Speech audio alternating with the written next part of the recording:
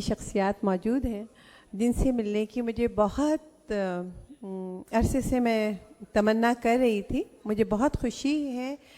سب سے پہلے تو میں احمد شاہ صاحب ستارہ امتیاز کا شکریہ ادا کروں گی کہ انہوں نے آج کے دور میں اتنی بڑی تقریب منعقد کی اور کتابوں کی اور خاص کر افسانوں کی.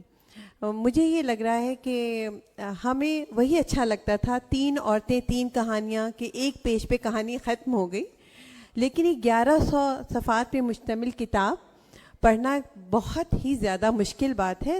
اور میں اپنے لائبریری کمیٹی کے چیئرمین اقبال لطیف صاحب کو اور ہماری ریحانہ روحی صاحبہ جو لائبریری کمیٹی کے چلا رہی ہیں آج کل، اور ان کے ساتھ میں شکریہ ادا کروں گی سحر انصاری صاحب کا کہ انہوں نے یہاں پہ آنے کے بعد اس تقریب کو معتبر کر دیا. اور جی کمال اور خالد معین شکیل صاحب اور ہماری ہنا امرین طارق رضوان صاحب سب کا شکریہ ادا کرتی ہوں. اور سب نے اپنے اپنے خیالات کا اظہار کیا اور مجھے لگا کہ ایک بعض دفعہ کوئی ٹاپک سے ہٹ بھی جاتا ہے ایک ہی ٹاپک پہ بات کرنے سے. میں یہاں سے ابتدا کروں گی کہ میرے لیے یہ مشکل بات تھی کیونکہ میں ایک شاعرہ ہوں. آپ شاعری کی کتاب پہ آپ گفتگو آپ مجھ سے گھنٹوں کروا لیں، لیکن یہ میرے لیے ایک مشکل ٹاسک ہے. لیکن جب میں فرحانہ سے ملی تو میں نے کہا نہیں، میں ضرور کتابیں پڑھوں گی.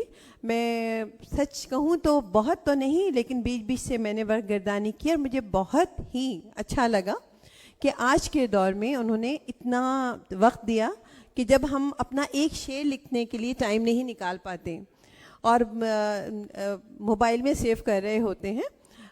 بہت مبارک ہو، بہت کامیاب آپ کی تقریب ہوئی. اور یہاں سے شروع کروں گی کہ کوئی بھی یہاں اگر میں فرحانہ کی کتاب کو ایک شعر میں آپ لوگوں کو بتانے کی کوشش کروں تو وہ کہتی ہیں کہ کوئی بھی یہاں خود کو بدلنا نہیں چاہے، کوئی بھی یہاں خود کو بدلنا نہیں چاہے، ہر ایک کو یہاں شہر بدلنے کی پڑی ہے.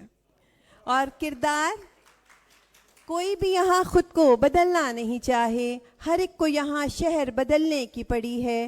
اور کردار ادا کرنا ہے اب اہل قلم کو، کردار ادا کرنا ہے اب اہل قلم کو، سنتے ہیں کہ الفاظ میں تاثیر بڑی ہے.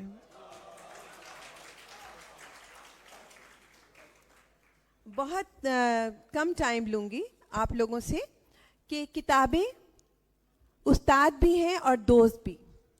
زندگی کے سفر میں سچا ساتھی ہیں تو حیات کا روحانی زاد راہ بھی.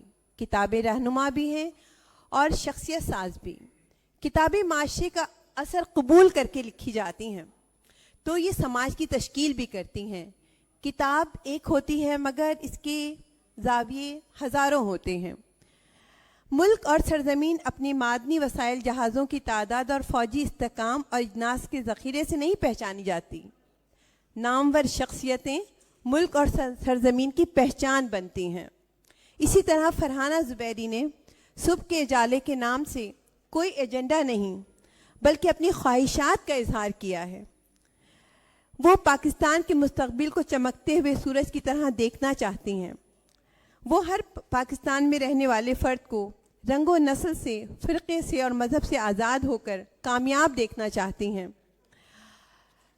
فرحانہ نے اپنی تحریروں میں جا بجا اس بات پہ زور دیا کہ ہمیں پاکستان کو مضبوط بنانے اور بدلنے کی ابتدا، یہ میں آپ کو فرحانہ کے خیالات بتا رہی ہوں، اس کتاب کا لب لباب کیا ہے یہ آپ کو، کہ پاکستان کو مضبوط بنانے اور بدلنے کی ابتدا اپنے گھر سے بلکہ اپنی ذات سے کرنی چاہیے.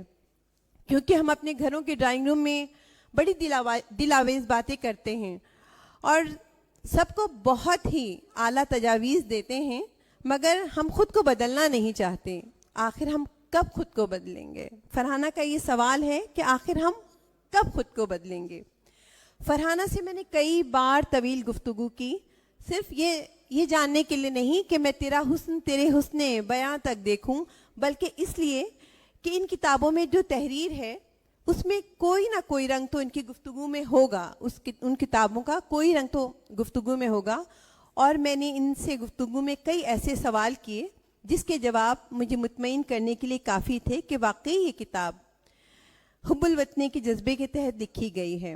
اور ایک بات جو میں نے محسوس کی کہ فرحانہ نہایت ہی نرم دل خاتون ہیں، اور بارہا انہوں نے مجھ سے یہ بات کی کہ میں کسی کو ایک پیاس بجھانے کے لیے اپنا خون بھی پیش کر سکتی ہوں. مجھے بہت اچھا لگا. میں نے کئی واقعات ان سے سنے جس میں انہوں نے انسانیت کی خدمت کی اور انسانیت کے لیے جا کے بلا غرض ان کی مدد کی.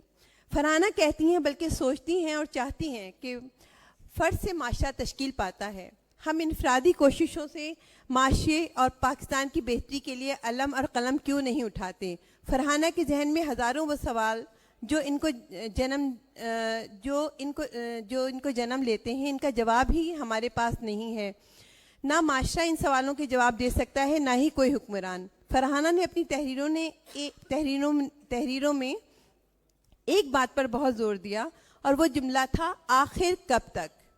اور یہ کب تک ایک گردان کی شکل میں فرحانہ کی تحریروں سے چپک کر رہ گیا ہے، اور شاید ہم ان کی کتابوں کو پڑھنے کے بعد اپنے دماغ پر بھی اس کی چپچپاہٹ محسوس کریں.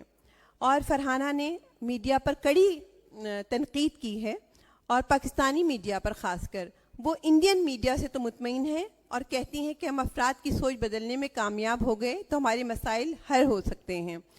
اور فرحانہ، جو آپ کو ایک موت کے بعد مرنے کا خوف ہے کہ آپ کو کوئی یاد نہیں کرے گا، تو میں آپ کو مبارکباد پیش کرتی ہوں کہ آپ مرنے کے بعد، اس دنیا سے جانے کے بعد بھی ہمارے ساتھ رہیں گے اپنی کتاب کی شکل میں. بہت مبارک ہو.